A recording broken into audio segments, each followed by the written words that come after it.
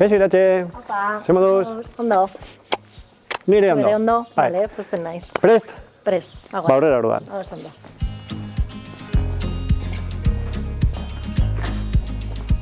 Azteko, nor da Iratxe Parro eta zergatik hautatu du leku hau?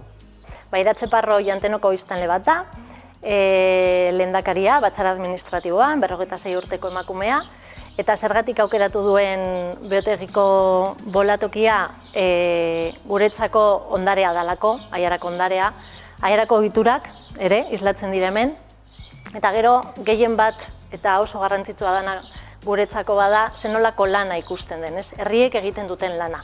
Batzar administratibo horiek daukaten aniztasunarekin, kontzejuetan biltzen den jende horrekin zelan lortzen duten, adostea, zer egingo duten eta aurrera joatea.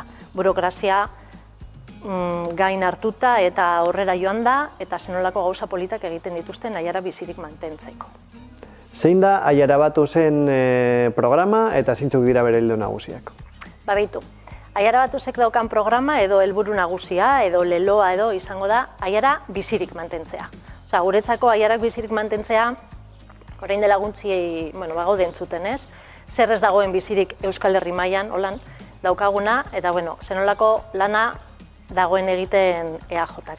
Orduan, Aiara bizirik mantentzea, eta horretarako baditugu oso importanteak diren agente batzuk edo, ez? Eta horretarako guretzako batzar administratiboak dira. Eta batzar administratiboek egiten duten lana kristona da.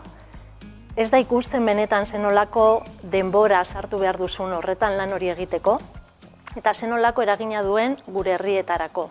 Gure herriak bizirik mantentzen dira beraiei esker. Lan administratiboa gero eta zailagoa izaten ari da, burokraziak gainezka egiten digu. Eta orduan laguntza behar dute eta udaletxetik joan behar gara oso estu beraiekin lanean. Baina oso estu laguntzen. Ez bakarrik bilera bat egiten eta esaten pentsatu dugu hau egitea. Ez, zer behar duzue eta zertan egon algara zuekin lanean. Hori da kontua, alde batetik hori. Gero beste kontu bat daukaguna hor helburu moduan bada ikusi duguna ez duena funtzionatu izan da, hirigintza sailan lidergoan nabaria izan behar da, teknikariak egon behar dira lan egiteko, guri politikari moduan guri esateko zer egin aldeen, nondik joan edo nondik ez, baina jendea gelditu behar da. Bizi izaten eta hemen askotan gertatzen dena da oso zaila dela obra bat egitea. Eta hori gertatu izan da, lidergo politikorik ez dalako egon. Orduan guretzako oso garrantzitsua da, fundamentala.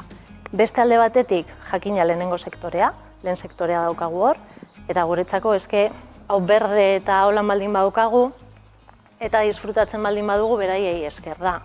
Azkenean, orduan, mendizerrakoa lagundu behar diegu, mendizerrak kudeatu behar da ondo, egon dira kriston arazoak, eta orduan, hor sartu behar gara jotake, eta gestioa beraiekin egin behar dugu batera. Eta gero beste alde batetik bizirik mantentzeko elkarteak daude. Elkarteak, kultura eta kirola, hor daukagu, nahi dugu gainera aurrera egitea kultura eta kirolarekin, eta elkartei gauza bera, batzar administratiboi bezala, esaten genuena, gauza bera. Eske beraiekin egon behar dugu hor, eta burokrazia sama kendu. Horiek dira gure helburu nagusienak. Zeintzuk dira Aiara batu zen konpromisoak edo politikak euskarari dagokionez? Ba, beitu, pena handia eman digu, aurten izan dugulako aukera udaletxea etxea. Bertan, lortu ahal genuen edo teknikari guztiek izatea euskara perfila, eta galdu izan dugu aukera. Independienteak izan gara bakarrak, bozka egin dugun horren kontra, eta konsolidatuko dira batzuk, eta irigintzen zaien ez dugu izango. Zera hori, orduan, barruan jarraitu beharko dugu modu berean lan egiten. Ez dugu izango aukerarik danoko batera euskaraz hitz egitu eta horrela, batzuk ez dakitelako. Eta gero kanpoan, mantendu behar dira funtzionatzen duten gauza horiek, aurrera jo behar dugu horrekin, eta oso garrantzitsua da, aurrekoan bagenukan pentsatuta ikusten dugu oso garrantzitsua dela, udaletxetik ateratzen den aldizkaria elebidun izatea, ailegatzea eta jendeak aukera dezala zelan irakurri, ez bakarrik tarteka, holan izatea berriak. Eta gero beste aldetik euskara ludikoa. Aurten lortu dugu, gelditu da, sortu da olako zera bat, talde txikitxo bat, nagusiekin, eta oso polita izan da ikustea zelan kendu dioten beldurra euskarari. Orduan hori da helburua, ez? Guztion artean beldurra hori kentzea eta aurrera jarraitzea.